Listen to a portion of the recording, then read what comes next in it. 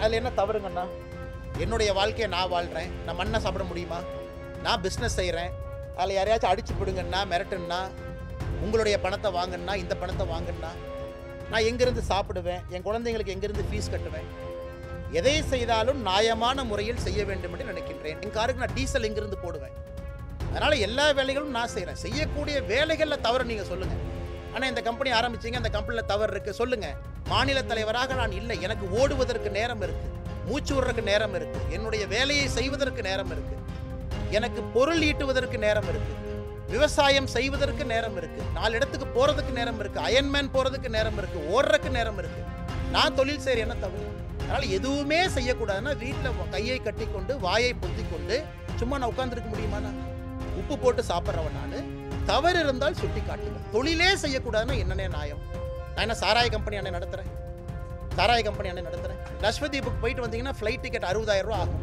யார் எனக்கு கொடுப்பா? கட்சியிலேருந்து நான் வாங்க மாட்டேன். 1 ரூபா கூட கட்சியிலேருந்து வாங்கியது கிடையாது. இன்னைக்கு கோவாக்கு ஃப்ளைட் டிக்கெட் போட்டு போகிறேன். பணம் யார் கொடுப்பாங்க? என் குடும்பத்தை நான் வாழ வச்சு தான் ஆகணும். குழந்தைங்களுக்கு ஃபீஸ் எங்கேருந்து கட்டுவேன்? நான் பாரதிய ஜனதா கட்சி தலைவராக இருக்கேன், 4 பேர் பணம் கொடுங்க அண்ணா. நீங்கள் புரிஞ்சுக்கிட்டேன். தவறான நபர்கிட்ட கை நீட்டுறேன்னா ஏன் தொழில் செய்து நான் சம்பாதித்து என் வாழ்க்கையை வாழ வேண்டும் என்று நினைக்கின்றேன். பெருமையாக வாழ்வேன், பெருமையாக தொழில் செய்யும்.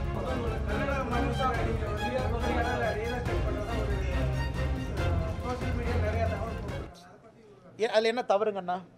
என்னுடைய வாழ்க்கையை நான் வாழ்கிறேன். நான் மண்ணை சாப்பிட முடியுமா? நான் பிஸ்னஸ் செய்கிறேன். அதில் யாரையாச்சும் அடிச்சு பிடுங்கன்னா, மிரட்டுன்னா, உங்களுடைய பணத்தை வாங்கினா, இந்த பணத்தை வாங்கினா, என்னுடைய தொழில் நான் செய்கிறேன், என்னுடைய விவசாயம் நான் செய்கிறேன், என்னுடைய அரசியல் நான் செய்கிறேன். இதில் எதை தவறாக நீங்கள் பார்க்கின்றீர்கள்? நான் எங்கேருந்து சாப்பிடுவேன்? என் குழந்தைங்களுக்கு எங்கேருந்து ஃபீஸ் கட்டுவேன்? எதை செய்தாலும் நியாயமான முறையில் செய்ய வேண்டும் என்று நினைக்கின்றேன். என்னை எந்த தொழிலும் செய்ய வேண்டாம் கையை கட்டி போட்டுவிட்டு உட்கார வச்சிங்கன்னா நான் எங்கிருந்து சாப்பிடுவேன்? நாளை காலையில் எங்கிருந்து நான் சட்டை போடுவேன்? எங்கிருந்து நான் அரசியல் பண்ணுவேன்? என் காருக்கு நான் டீசல் எங்கிருந்து போடுவேன்? அதனால் எல்லா வேலைகளும் நான் செய்கிறேன். செய்யக்கூடிய வேலைகளில் தவறு நீங்கள் சொல்லுங்கள். ஆனால் இந்த கம்பெனி ஆரம்பிச்சிங்க, அந்த கம்பெனியில் தவறு இருக்குது சொல்லுங்கள். இந்த கம்பெனியில் இன்கம் டேக்ஸ் கட்டல சொல்லுங்கள். இந்த கம்பெனியில் ஜிஎஸ்டி கட்டல சொல்லுங்கள். அதனால் நான் எந்த தொழிலுமே செய்யக்கூடாது என்று சொல்வதற்கு யாருக்கு இங்கே உரிமை இருக்குது? நான் செய்யக்கூடிய தொழிலில் யாருக்கு பாதிப்பு இருக்குது? நான் ஏதாச்சும் ஒரு கெமிக்கல் இண்டஸ்ட்ரி வச்சு அதில் ஏதாச்சும் ஒரு மீனை போய் சாவடிச்சுன்னா, தண்ணியை நான் பால்படுத்தினா, மாசு பண்ணால் சொல்லுங்கள். எந்த தொழிலை ஆரம்பிப்பதற்கும் எனக்கு உரிமை இருக்குது. இன்றைக்கி நான் கட்சியில் மாநில தலைவராக நான் இல்லை. எனக்கு ஓடுவதற்கு நேரம் இருக்குது, மூச்சு விடுறதுக்கு நேரம் இருக்குது, என்னுடைய வேலையை செய்வதற்கு நேரம் இருக்குது, எனக்கு பொருள் ஈட்டுவதற்கு நேரம் இருக்குது, விவசாயம் செய்வதற்கு நேரம் இருக்குது, 4 இடத்துக்கு போகிறதுக்கு நேரம் இருக்குது, அயன்மேன் போகிறதுக்கு நேரம் இருக்குது, ஓடுறதுக்கு நேரம் இருக்குது. அதனால் இது என்னுடைய நேரம், என்னுடைய வாழ்க்கையை நான் வாழ்கிறேன். அதே நேரத்தில் மக்கள் முன்பு நிற்கிறேன். அதனால் நான் செய்வதில் என்ன தவறுன்னு சொல்லுங்கள். இல்லைன்னா நீங்கள் செய்வதில் இதான் தவறுன்னு கை காட்டினா நான் பதில் சொல்கிறேன். மற்றபடி திமுகவோ வேறு யாரோ ஒருத்தவங்க கை நீட்டி சொன்னால் என்ன தவறு செஞ்சேன்னு சொல்லுங்கள். அதனால் அப்படித்தான் நான் இருப்பேன். நியாயமான முறையில் நான் பொருள் ஈட்டணும். அதை வைத்து நியாயமான அரசியலை நான் செய்யணும். அதை வைத்து என்னுடைய குழந்தைகள், என்னுடைய குடும்பம் நியாயமான முறையில் வாழணும். என்னுடைய மனைவி வேலைக்கு போகிறாங்க, என்ன தவறு? வேலைக்கு அவங்க வாழ்க்கையை அவங்க வாழ்கிறாங்க, அவங்க வேலைக்கு போகிறாங்க. நான் தொழில் செய்கிற என்ன தவறு? அதனால் எதுவுமே செய்யக்கூடாதுன்னா வீட்டில் கையை கட்டி கொண்டு வாயை பொத்தி கொண்டு சும்மா நான் உட்காந்துருக்க முடியுமாண்ணா? நீங்களும் தொழில் பண்ணுறீங்க. நான் 10 பேர்த்த சொல்கிறேன், ஆமாம் நான் ஸ்டாக் மார்க்கெட்டில் இன்வெஸ்ட் பண்ணுறேன், நீங்களும் போடுங்கன்னு சொல்கிறேன். கையில் 1000 ரூபா இருக்கா, 10,000 இருக்கா, 25,000 இருக்கா? நானும் படிச்சிருக்கேன், இன்ஜினியரிங் படிச்சிருக்கேன், MBA படிச்சிருக்கேன், தலை சிறந்த பல்கலைக்கழகத்தில் படிச்சிருக்கேன். நான் ஸ்டாக் மார்க்கெட்டில் போடக்கூடாதா? போடணும், நீங்களும் போடுங்க. இன்னைக்கு இளைஞர்கள் நானே 10 பேர்த்த சொல்கிறேன், ஸ்டார்ட் அப் பண்ணுங்கள், தொழில் பண்ணுங்கள், நல்லா சம்பாதிங்க, ஆரோக்கியமாக சம்பாதிங்கன்னு சொல்லிட்டு நான் செய்யக்கூடாதா? அதையே நானும் செய்கின்றேன். 4 பேர்த்த வந்து விவசாயம் பண்ணுங்கன்னு சொல்கிறேன், அதே விவசாயத்தை நானும் பண்ணுறேன். அதனால் எதை செய்தாலும் கூட சொன்னாலும் கூட நான் செய்வதை மட்டும்தான் மக்களிடம் சொல்கிறேன். நான் சொல்கிறத மட்டும்தான் நான் செய்கிறேன். அதனால் பத்திரிகை நண்பர்கள் யாராவது அண்ணே இதில் தவறு இருக்குன்னு சுட்டி காட்டுங்க. தவறு இருக்காது. அப்படி எனக்கு தெரியாமல் யாராச்சும் தவறு செய்திருந்தாலும் கூட திருத்திக் கொள்கின்றோம். ஆனால் இதனால் மாசு பால்பட்டுருச்சு, இப்படி ஆயிடுச்சு, அப்படி ஆயிடுச்சுன்னு சொல்லுங்கள்.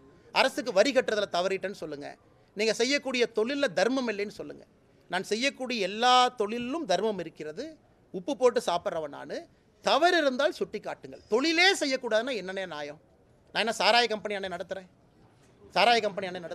நான் தொழில் செஞ்சால் தானே நான் சாப்பிட முடியும். இங்கே வீட்டில் டீசல் போட்டு காலைல அவங்களுக்கு வர்றாங்க. எனக்கு இன்றைக்கி 3000 ரூபா செலவுண்ணா. இன்றைக்கி இப்போ ஃப்ளைட்டை பிடிச்சி நான் கோவாவுக்கு போகணும். கோவா மாநிலத்தினுடைய SIR அதுக்கு நான் தான் பொறுப்பு. லட்சதீப் மாநிலத்துக்கு நான் பொறுப்பு. கேரளா மாநிலத்துக்கு பொறுப்பு. லட்சதீப்புக்கு போயிட்டு வந்தீங்கன்னா ஃப்ளைட் டிக்கெட் 60,000 ரூபா ஆகும். யார் எனக்கு கொடுப்பா? கட்சியிலேருந்து நான் வாங்க மாட்டேன். 1 ரூபா கூட கட்சியிலேருந்து வாங்கியது கிடையாது. இன்னைக்கு கோவாக்கு ஃப்ளைட் டிக்கெட் போட்டு போகிறேன். பணம் யார் கொடுப்பாங்கண்ணா?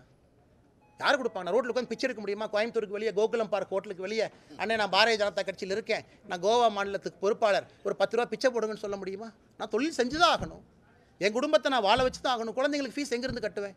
நான் பாரதிய ஜனதா கட்சி தலைவராக இருக்கேன், 4 பேர் பணம் கொடுங்க. அண்ணா நீங்கள் புரிஞ்சுக்கண்ணா, இதெல்லாம் என்னுடைய அடிப்படை வேலை.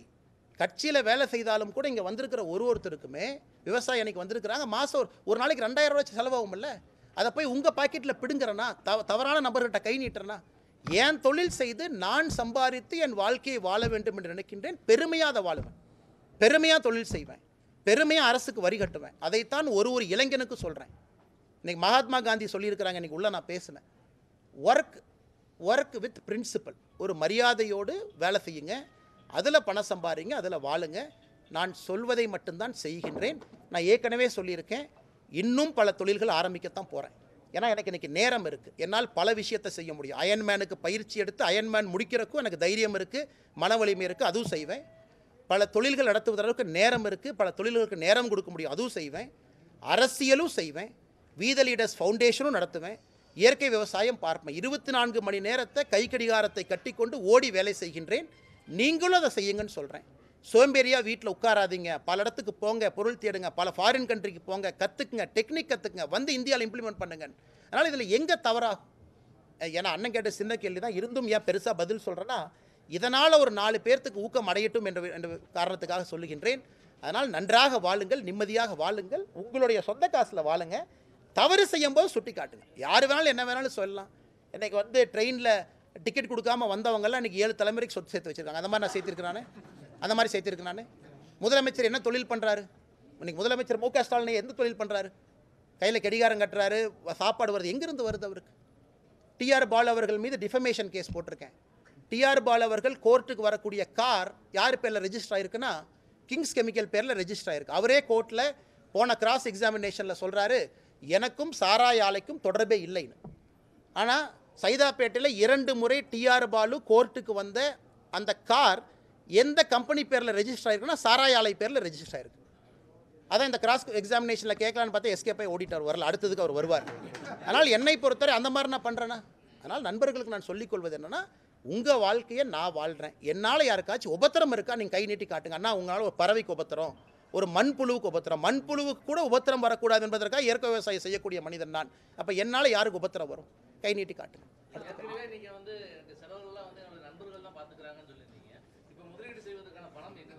இல்லை, முதலீடு செய்வதற்கான பணம் அடிப்படை தேவையில்லைன்னா 5 லட்ச ரூபா முதலீடு பண்ணுறீங்க, அந்த பணம் உங்கள்கிட்ட இல்லையா? இந்த கம்பெனி என்ன 300 கோடி வச்சா முதலீடு பண்ணுறோம்? அது எல்லாமே ஆன்லைனில் இருக்குது, போய் ரெஜிஸ்டர் பண்ணி பாருங்கள், கம்பெனிஸ் ஆக்டில் போட்டு பாருங்கள், ஷேர் கேபிட்டல் எவ்வளோன்னு பாருங்கள்.